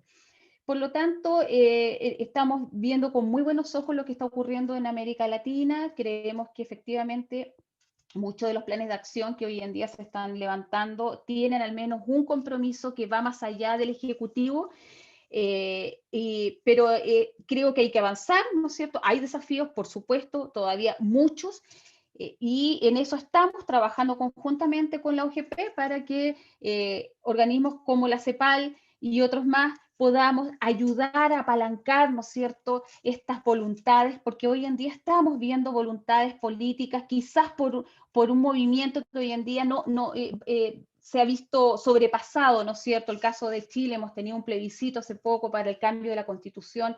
Los países están pasando cosas. Y hay que aprovechar estas instancias justamente para empezar a generar estos cambios culturales, especialmente en un sistema que aún se ve como un tanto, no sé, un silo, un tanto opaco frente a otras instituciones que tienen encima, ¿no es cierto?, otras leyes como las leyes de acceso a la información y que efectivamente nos parece que en justicia vamos a tener que apoyar. Así que muy contenta de lo que he escuchado con Sara, con Lorenz, con nuestra colega Inca en República Dominicana y nada, como CEPAL estamos disponibles para el apoyo a quien lo necesite. Muchísimas gracias. Gracias, Alejandra. Me quedé con el tema de todavía la necesidad de generar la cultura del cambio y es tan así, tan claro que y todavía nos falta tanto. Pero bueno, nada, vamos paso a paso. Marisol, te vemos medio de lejos, hay que ver si te escuchamos bien. Bienvenida. Espero que sí. ¿Me escuchan? Excelente. Ok, bueno, muchas gracias por la invitación a la Red Internacional de Justicia Abierta, a la OGP, y pues complacida de estar con ustedes. Pues he escuchado con mucha atención todo lo que han comentado y créanme que es muy enriquecedor. Y para nosotros en Panamá, esta situación pues también ha sido pues, de un acontecimiento extraordinario, por decirlo así, y que ha requerido pues acciones extraordinarias igual. Desde acá, de la Secretaría Técnica, voy a tratar de ser lo más breve posible también. Desde la Secretaría Técnica de Modernización y Desarrollo Institucional, en la cual pues, ahorita estoy encargada de momento, pues también fue un momento muy apremiante para poder poner en acción algunos movimientos o algunas herramientas tecnológicas que permitieron pues un poco tratar de llegar a las personas, o que las personas tuvieran que movilizarse a los juzgados, y pues por lo menos tratamos de, por ejemplo, tener nuestros accesos al sitio web de lo que es el sistema automatizado de gestión judicial que llevamos acá, la consulta pública, por ejemplo, el tema de la publicación de edictos, el tema de la última actuación del tribunal en un expediente, para poder que las personas pues tuvieran ese acceso a poder ver su última actuación, porque muchas de las personas que se acercan a los juzgados, pues realmente lo que vienen a ver es cómo está el proceso, o sea, cómo ha avanzado. Entonces se puso en práctica para poder que las personas pudieran ver eso desde la última actuación que tenía el tribunal. Y los tribunales pues utilizando lo que son sus herramientas tecnológicas a nivel de tarjetero electrónico, que es lo que hemos impulsado más dentro de casi todos los juzgados a nivel nacional. Prácticamente el 98% de los despachos judiciales pues tienen su tarjetero electrónico. Y eso pues ha permitido pues tener esta consulta pública. Igualmente pues también están los despachos que tienen planes pilotos, que estamos trabajando con el tema de digitalización de expedientes, a los cuales ya algunos sedes judiciales tienen la oportunidad de que la ciudadanía, pues los que tienen acceso a una llave temporal, puedan acceder a esos expedientes digitalizados ya en proceso terminal. Y bueno, hemos tenido también las acciones de, por ejemplo, el tema de los métodos alternos de solución de conflictos, el tema de la mediación. Ha tenido mucho empuje también el tema de solicitar mediaciones online, y se ha trabajado en eso. Con el tema también de los facilitadores judiciales comunitarios, también el programa ha impulsado y ha ayudado muchísimo en esta época de pandemia. Y hemos también tenido pues el tema de impulsar un poco más el tema de las audiencias, de las videoaudiencias. Entonces, estos han sido algunos aspectos que ha utilizado el Poder Judicial de Panamá, el órgano judicial, pues al enfrentar esta pandemia. Igual estamos trabajando en acelerar un poco, en impulsar un poco más el tema de la implementación del expediente judicial electrónico, que es el que estamos tratando de llevar hacia la jurisdicción civil, y implementar otras herramientas. Igualmente estamos para el tema de transparencia y el tema de acceso también a la información. Hemos estado trabajando en mejorar un módulo para el acceso a las sentencias, a los fallos de la Corte Suprema de Justicia, al igual que de los tribunales, el cual va a tener un mejor motor de búsqueda, etcétera, para que la ciudadanía pueda también tener acceso a estas sentencias. También pues estamos trabajando aparte en la comunicación en las redes sociales. Estamos impulsando todo este tema de poner todos los anuncios, de que la ciudadanía pues a través del apps, tenemos un app también para que la ciudadanía conozca pues los servicios que ofrecemos, hagan sus consultas también, la geolocalización de las dependencias.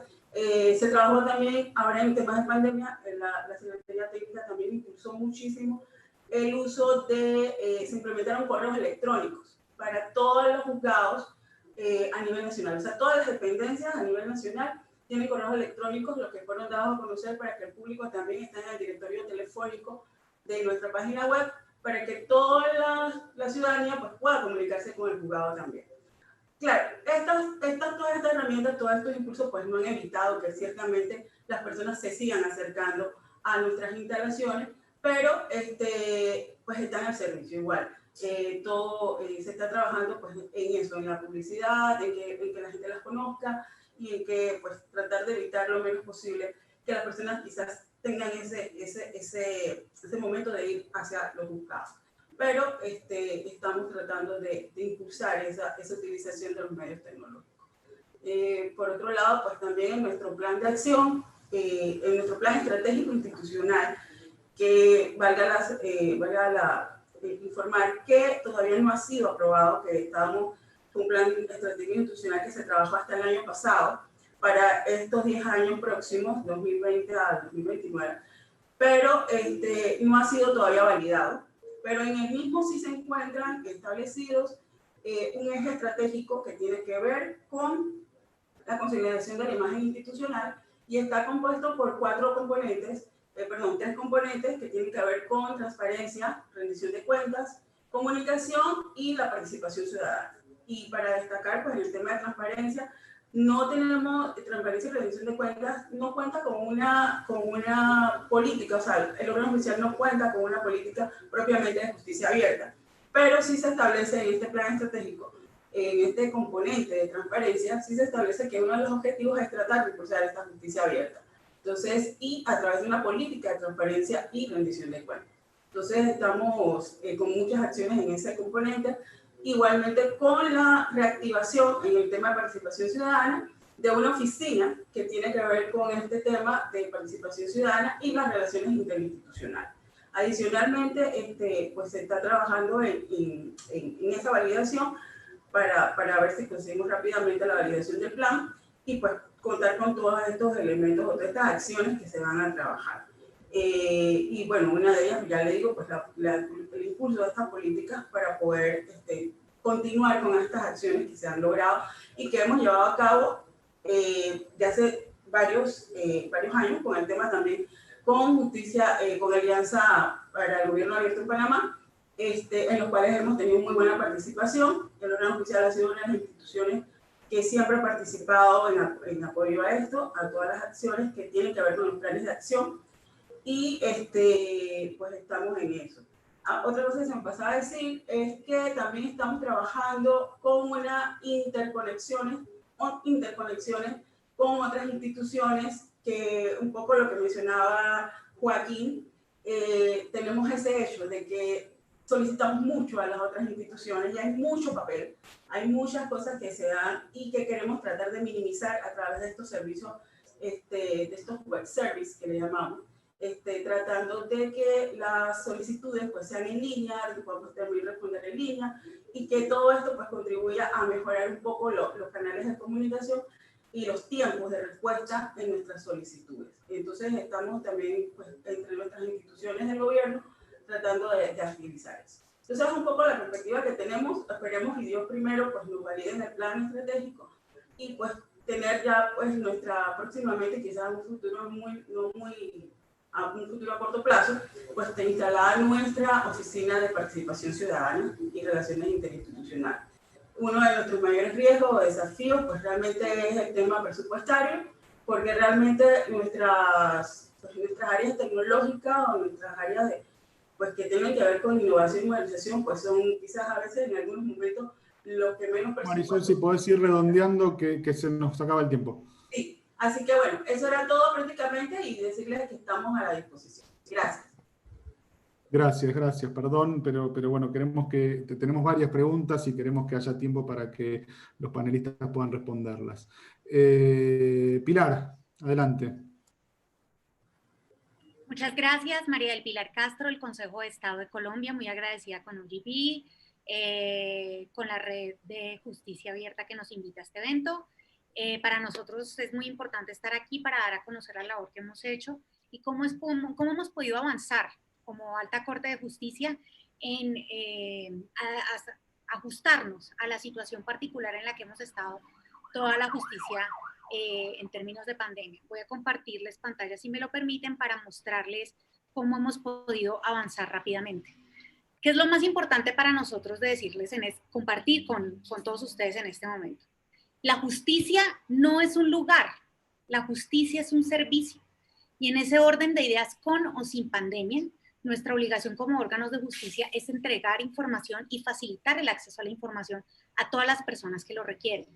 El Consejo de Estado es un órgano de justicia, es una alta corte de justicia que se encarga de resolver los conflictos entre autoridades públicas o entre una autoridad pública y un particular. Es el juez de la administración pública en Colombia y por lo tanto su labor no es tan conocida como la de nuestras altas cortes hermanas como la Corte Constitucional o la Corte Suprema, que son mucho más recientes y su trabajo resuena más con la ciudadanía. Nuestro trabajo tiende a creerse que es muy técnico. Por eso hemos hecho muchos esfuerzos para que dentro de nuestra página web puedan conocer precisamente qué hacemos y a qué nos dedicamos y lo más importante, por qué es importante que la ciudadanía sepa qué hace el Consejo de Estado. y es porque al ser juez de la administración pública, toma decisiones que impactan los derechos de las personas permanentemente y hace un control a la administración pública frente a sus abusos o sus extralimitaciones. Nosotros tuvimos una suspensión de términos judiciales en Colombia desde el 16 de marzo hasta el 1 de julio. Sin embargo, durante ese tiempo que estuvimos con esa suspensión de términos, el Consejo de Estado siguió trabajando.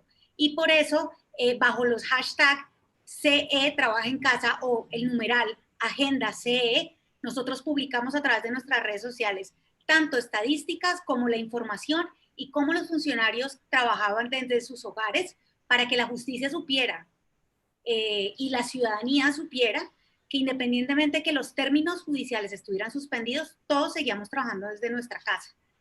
Creamos unos espacios en unos micrositios aquí en nuestra página web y esta es la razón por la cual les estoy compartiendo pantalla. Creamos los siguientes micrositios para que la gente conociera lo que estamos haciendo. El principal micrositio durante la pandemia es este. Con la pandemia llegaron nuevas funciones al Consejo de Estado. Nosotros hacemos control inmediato de legalidad a los decretos que se hayan expedido por autoridades públicas de Colombia con ocasión de un decreto de emergencia sanitaria que se hizo por la pandemia de COVID. Ante ese decreto de emergencia sanitaria que permite que el gobierno tome medidas extraordinarias con la firma de todos sus ministros, pues las altas cortes y en particular el Consejo de Estado hacemos control inmediato de legalidad de esas decisiones. En este micrositio, la comunidad puede conocer cuáles han sido esas decisiones que hemos tomado, cuál es el histórico y cómo ha participado la comunidad o cómo pueden participar en esos procesos de control inmediato de legalidad. También creamos dentro de este espacio de micrositios, creamos la ventanilla virtual de atención al público. Somos la primera alta corte de justicia en Colombia que en este momento tiene una sede judicial electrónica para que todas las personas, independientemente de la parte que se encuentren en el territorio nacional colombiano, puedan presentar demandas para acciones de tutela o acciones de amparo, como se conocen en otros países, solicitudes de habeas corpus o los trámites tradicionales que se tramitan en el Consejo de Estado. Pueden presentar memoriales, atendiendo a que poco a poco hemos tenido apertura en Colombia, pueden hacer citas virtuales para ir a la corporación y atender algunos asuntos de manera presencial con cita previa. Y también creamos un espacio que se denomina Samay. Samay en lengua inga colombiana significa conexión con lo universal. Y en Samay lo que nosotros tenemos disponible es un espacio para que los funcionarios judiciales puedan trabajar y para que la ciudadanía también pueda conocer las decisiones en tiempo real. ¿Por qué esto es tan importante para nosotros? Porque en Colombia todavía seguimos en confinamiento con muy pocas aperturas y el Palacio de Justicia en Colombia sigue cerrado para la atención al público. Por eso estos espacios virtuales siguen siendo vitales. Sin embargo, también hemos tomado decisiones más sencillas, pero que también generan mucho impacto, como habilitar las conexiones telefónicas de nuestras extensiones a los computadores de los funcionarios judiciales para que si una persona no tiene internet, pero tiene acceso a una línea telefónica, se pueda comunicar con nosotros. Establecimos otros canales de atención adicionales y los números telefónicos y los correos electrónicos que están habilitados por pandemia, no solamente en Bogotá, sino en todo el territorio nacional, con los jueces y magistrados que hacen parte de nuestra jurisdicción. Hemos hecho una reforma al reglamento del Consejo de Estado para que se autorice la realización de audiencias virtuales y un sistema de votación electrónico, porque al ser un cuerpo colegiado, pues se toman decisiones en conjunto y se necesita rotar la providencia para que todos puedan firmar. Entonces, pueden votar y pueden firmar a través de esos sistemas y tenemos el espacio disponible para el acceso a nuestras audiencias virtuales. Por último, quisiera presentarles un esfuerzo grandísimo que ha hecho el Consejo de Estado, no solamente para llegar en un lenguaje sencillo a niños y a jóvenes, con videos, con cartillas, con historias, con cápsulas animadas, sino dos espacios muy importantes que hemos creado y es un micrositio para lenguas afro y rom y un micrositio para lenguas indígenas. En Colombia se hablan 68, al menos 68 lenguas nativas y para nosotros es muy importante que se conozca qué hace la justicia en Colombia y la justicia que se encarga de controlar a la administración pública, no solo de una forma sencilla, sino en la lengua nativa de cada una de las poblaciones originarias de nuestro país. Tenemos en este momento 10 de las 68 lenguas nativas priorizadas y este año haremos el lanzamiento de 12 más y empezaremos la traducción de resúmenes de decisiones que tienen impacto para las comunidades indígenas.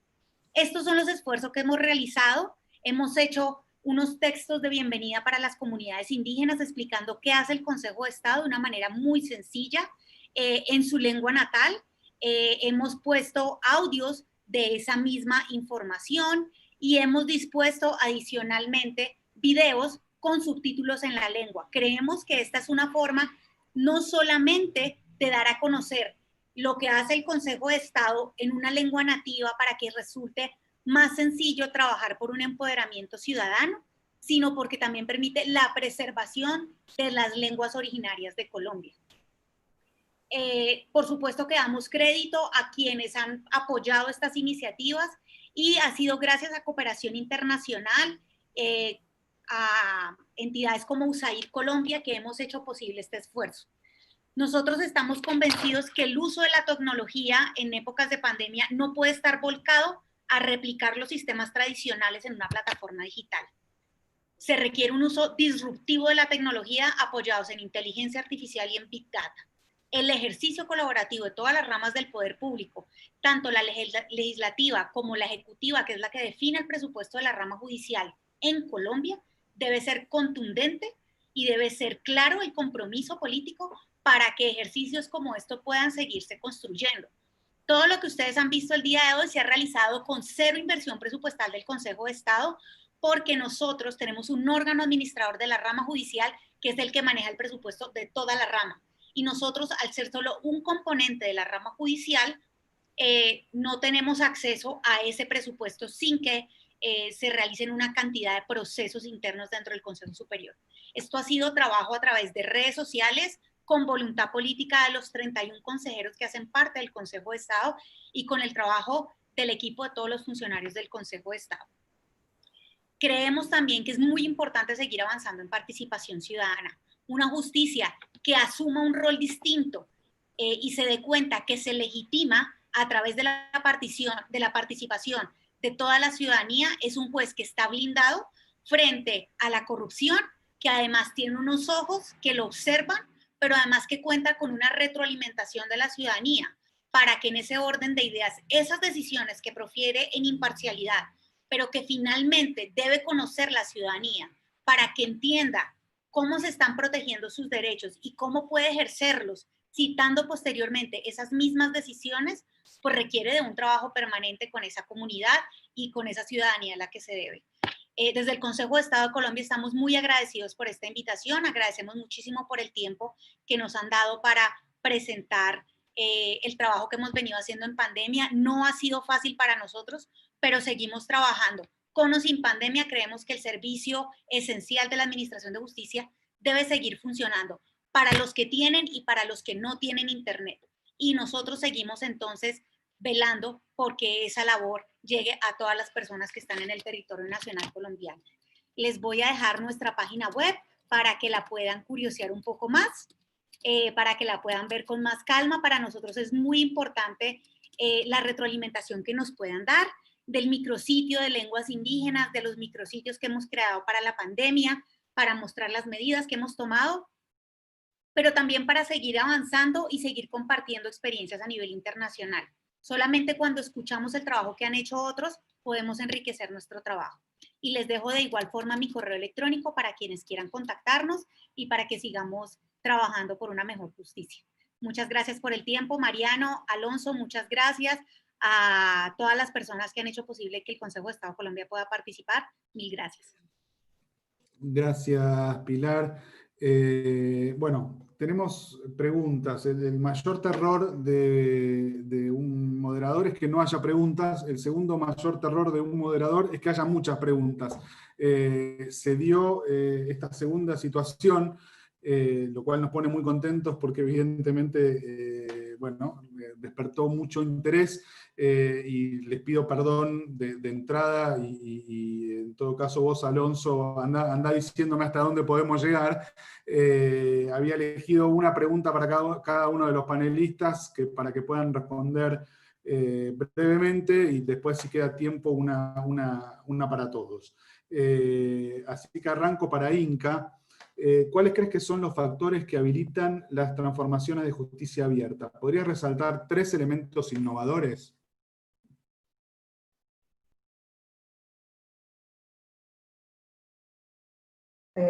¿Aló? ¿Me escuchan? Sí, yo creo que aquí nuevamente tal vez dos elementos. Yo creo que en medio de la pandemia y esta urgencia no podemos perder la visión de mediano a largo plazo y la importancia de seguir impulsando, incluso aprovechando este momentum para las transformaciones institucionales. Y transformaciones institucionales poniendo a la ciudadanía al centro. Por esta razón estamos poniendo tantísimo atención de utilizar la Agenda 2030 de Desarrollo Sostenible, y especialmente el Objetivo 16, como hoja de ruta en este sentido. Prácticamente porque estamos hablando en el compromiso de toda la sociedad ante avanzar hacia justicia inclusiva. En términos mucho más concretos, esto es bonito, pero ya mirando y aterrizando, yo creo que también algo lo que salió en comentarios de otros exponentes, lo que es muy importante es pensar los procesos internos de la justicia desde la realidad que existe. Me explico, una justicia que está orientada hacia adentro de los despachos es muy diferente que lo que está pensando la trazabilidad de sus procesos hacia un enfoque de ciudadanía. Me explico, ¿cómo hacer esto en práctica? Y que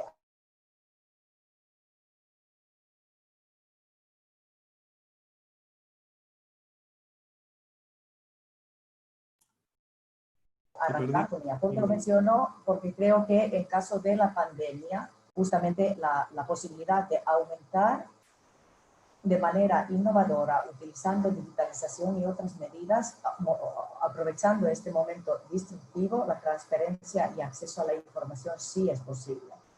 Entonces yo creo que claramente también tomando mucho en nota de los desafíos que claramente pues, hay, y hay muchísimos, el elemento de, por ejemplo, impulsar soluciones concretas en trazabilidad de información, trazabilidad de los casos, y pensando cómo nos dejamos a nadie atrás. Por ejemplo, en el caso de nosotros, estamos impulsando estrategias diferenciadas en tiempos de pandemia para personas con discapacidad, para personas de colectivo LGBTI, etcétera. Entonces, hay algunos elementos para dar espacio también a los demás. Gracias.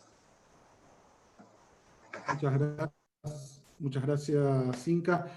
Para Sara, desde OGP y RIJA estamos impulsando que cada vez más poderes judiciales se involucren en los planes nacionales de acción de OGP. ¿Cómo fue la participación del Poder Judicial en el Plan Nacional de Gobierno Abierto y en el compromiso del cuarto plan, digamos? Contanos un poco de esa experiencia para que el resto se vea incentivado a sumarse. Bueno, como les comenté, nosotros hemos venido participando de los 3 últimos planes de acción. Ya no recuerdo cómo llegamos ahí, probablemente por una convocatoria de Casa Presidencial del Poder Ejecutivo inicialmente, y pues el compromiso institucional de que era un tema que nos interesaba. Recuerdo que el primer plan de acción era relativo a la política de participación ciudadana, que estaba nuevita, y nos comprometimos a difundirla, a socializarla. Y bueno, allí fue como fuimos haciendo equipo, porque esto también quiero unirlo con una pregunta de uno de los participantes de cómo hacemos para hacer Estado abierto. Yo creo que eso tiene que ver mucho con el liderazgo, en este caso, de los poderes ejecutivos, que generalmente en los países son los que tienen el primer contacto con la alianza. Y luego pues hemos ido teniendo unos liderazgos más rotativos, más circulares. Ha habido momentos en que el Poder Judicial de Costa Rica le ha tocado tomar el liderazgo. Pero ya concreto con la pregunta, pues para nosotros es un continuo, ¿verdad? Si tuvimos un plan, un compromiso en un plan de acción, inevitablemente y necesariamente vamos a querer que este compromiso, tener un compromiso para el próximo.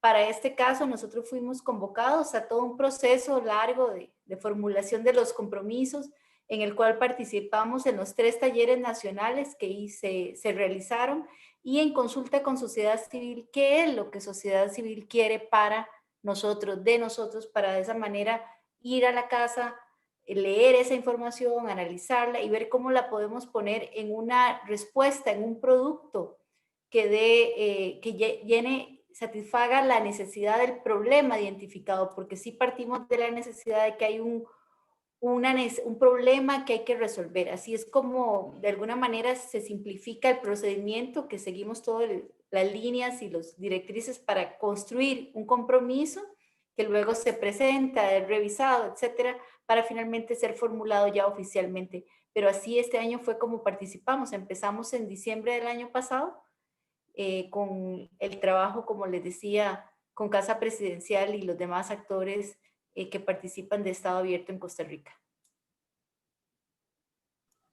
Muchas gracias, Sara. Y para Laurence, ¿cuáles son las principales barreras que se encuentran en la implementación del uso de nuevas tecnologías para la impartición de justicia y especialmente para las mujeres? Bueno, yo creo que lo que mencionó Joaquín en particular, hace rato de la falta de un acceso, digamos, universal a Internet, eso es uno de los principales problemas. De hecho, para el acceso a la justicia o el acceso a la educación, al acceso a muchos servicios y derechos en este momento. Entonces, digamos, de hecho, nosotros lo que estamos promoviendo es que a nivel de México, que haya un impulso al desarrollo digital del país, porque nos parece que la situación actual nos está demostrando esta necesidad. Otros de los obstáculos que vimos al desarrollo de la justicia digital ya se mencionaron. Algunos obstáculos normativos en el caso de México, pero también efectivamente el problema también puede ser cultural, como se mencionó. Es decir, hay muchas resistencias al interior de los propios poderes judiciales y por parte de los abogados en particular, algunos abogados en particular, algunos que tienen cierta edad, diríamos que de repente se les dificulta un poquito de repente manejar ciertas herramientas, lo mismo que para algunos operadores, jueces, magistrados que encuentran difícil ponerse al día, digamos. Pero yo creo que han hecho esfuerzos muchos poderes judiciales que han implementado estas herramientas para proporcionar capacitación precisamente para evitar este tipo de resistencias. E incluso las circunstancias están imponiendo la necesidad de que nos acostumbremos a estas nuevas formas de trabajar. Entonces, también obviamente otro de los obstáculos puede ser el obstáculo presupuestal. Pero a mí me parece muy interesante algunas iniciativas que han desarrollado algunos poderes judiciales, incluso en Argentina, de abrir correos electrónicos o páginas web, buzones, digamos, en sus páginas web para recibir demandas, etcétera. O sea, algunas cosas que son solamente, o dejar abierta una línea telefónica para contestar las dudas y preguntas de los usuarios, son realmente maneras muy sencillas de abrir un canal de comunicación, que creo que es lo más importante en este momento. Deja que haya esta posibilidad de comunicarse y de responder las dudas de los usuarios. Y esto no necesariamente cuesta mucho. También en México hemos visto, y luego me voy a callar, pero en México se han desarrollado sistemas para que los usuarios puedan pedir citas para evitar llegar y que haya pues muchas personas ahí esperando. Esas citas no existían antes y de repente ahora que lo veo digo, ¿y por qué no? Es tan sencillo como justamente facilitar un poco las cosas a los usuarios y permitir que no haya concentración de gente, pero también, como digo, facilitar el acceso. Muchas gracias. Alonso, ¿me dejas una para los tres, muy cortita? Dale. Hay una que se las hago a los tres, es una pregunta que me hago yo hace mucho tiempo, nos la venimos haciendo, que no tiene una sola respuesta, pero sí me interesa conocer sus opiniones. Muy breve, en realidad podría seguramente responder durante 45 minutos esta pregunta, pero un principio de idea de cómo logramos articular, abrir la justicia, los conceptos de justicia abierta, decía Lawrence, publicar las sentencias, etcétera, con protección de datos personales, ¿no? Y hacia qué modelo deberíamos ir, sea uno más inglés, de todo se publica, y acá esto es una cuestión pública, o a uno más francés, donde, bueno, los datos y la protección de los datos personales es fundamental. Obviamente, seguramente iremos por algún lugar mixto, pero bueno, cuéntenme qué opinan las tres sobre este tema. Si quieren empezamos por Sara. Bueno, yo diría máxima transparencia posible, con máxima protección a la información personal, a los datos sensibles. En materia de justicia tenemos que ser particularmente cuidadosos porque manejamos información muy querida y muy delicada de todas las personas que atendemos y que ha sido depositada a nosotros por el cargo por la función pública que hacemos. Y entonces dentro de ese binomio, el equilibrio justo para nunca vulnerar un derecho y permitir la mayor cantidad de información pública para todos los demás efectos. En ese sentido, pienso que son importantes todos los procedimientos de anonimización de sentencias. En cada país habrá normativa específica que regule cuáles procesos judiciales permiten acceso a mayor o menor información. La protección de víctimas es importantísima, información médica, toda la información que podamos considerar que afecte disciplinaria, penal, a una persona, pues esa necesariamente tenemos que resguardarla con mucho celo. Muchas gracias por la celeridad aparte en la respuesta. Inca. En línea de lo que ya indicó Sara, incluso hay una posición de parte de Naciones Unidas donde nos pegamos también de PNUD, que uno tiene que poner al centro las personas y sus derechos. Entonces, esto como punto de partida y acompañando esto con los debidos procesos que claramente en cada contexto son diferentes. Procesos y los marcos, digamos, legales y normativos que apoyan, digamos, este proceso. Entonces, yo creo que aquí más bien el tema no es el problema, sino cómo se está implementando y con qué perspectiva. Gracias, Laurence. Pues me parece una pregunta bien importante. En México en particular hay reglas muy claras sobre efectivamente lo que se puede publicar y no, y efectivamente hay una ley de protección de datos personales. Entonces, por ejemplo, esta reforma para que se publiquen las sentencias judiciales, en realidad no lo dije porque siempre es muy largo decirlo, son las versiones públicas de las sentencias. Entonces son versiones que tachan los datos personales. Esto representa un reto bien importante y lo saben ustedes, y yo sé que ustedes han estado trabajando en el Consejo para justamente permitir que haya una automatización de lo que es la anonimización, y de hecho eso es una herramienta que yo estoy esperando también ver sus resultados, porque creo que sería muy útil para los poderes judiciales en México que tienen esta nueva obligación. Entonces, por supuesto, es posible, yo creo que lo importante para contestar la pregunta es posible conciliar ambos derechos. Perfecto, muchas gracias.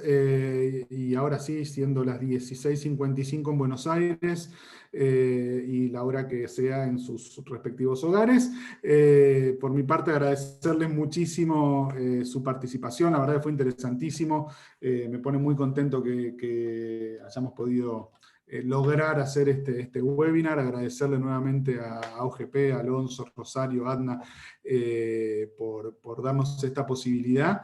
Y te dejo, Alonso, sí, para que cierres y nos despidas a todos. Muchísimas gracias, Mariano. Yo creo que ya todos están un poco cansados, esto seré muy, muy breve. Creo que este tema del cambio cultural resonó mucho conmigo, pero miren, yo lo he visto 2 veces. Lo vi cuando se publicó la primera ley de acceso a la información en México, a principios de este siglo, que la gente decía, no, esta es mi información, ¿yo por qué la voy a dar? Y después, cuando empezó la discusión de datos abiertos por ahí de 2009, 2010, que también decían, no, ¿cómo puedo subir? Si subo en ese momento era un Excel, lo van a cambiar, y si lo cambian, van a decir que soy mentiroso. Entonces, digo, hay que tomarlo en cuenta, es muy, muy importante enfrentarlo, encararlo bien, pero se puede, ¿no? En mi vida profesional, los últimos 20 años he visto al menos 2 veces ese cambio de chip, de que, pues sí se puede publicar la información y sí la puedo publicar en formatos abiertos. Algo que me llama mucho la atención es, y digo, todos y todos lo han dicho, muchos retos comunes, ¿no? Muchos retos comunes. Y me quedé pensando, pues sí, creo que una red es la mejor forma de justo enfrentar este tipo de problemas. Hace poco también lanzamos una sobre beneficiarios reales de las empresas, transparencia de beneficiarios reales, y justo cuando enfrentaban retos comunes se puede haber mucho intercambio, y si alguien encuentra la solución es muy fácil de fundir la forma en la que se están enfrentando estos retos comunes. Y bueno, la comunidad de gobierno abierto de América Latina, yo creo que a nivel regional es la más fuerte del mundo. Entonces creo que hay mucho por hacer y estamos en muy buen momento. Entonces bueno, yo con eso ya nada más, igual una vez más, agradecería. Dejé ahí un mensajito sobre los países que van a estar co-creando planes de acción el año entrante con nuestros correos electrónicos. Creo que sería muy importante, bueno, contestamos preguntas para que se acerquen a la red, para que se acerquen a OGP. Estamos listos para apoyarles si quieren tratar de incluir un compromiso en su próximo plan de acción. Vean, los países que son miembros y que no están ahí, co-crean el otro año. Entonces, como son bianuales, hay bastante movimiento. Entonces, bueno, vi mucha gente, Argentina, México, Colombia, Perú, Costa Rica van a co-crear en 2021, entonces tampoco, en 2022, entonces tampoco falta tantísimo. Y bueno, pues muchísimas gracias, muy buenas tardes y seguimos en contacto, ¿no? Esta es la primera de muchas. Muchas gracias. Gracias.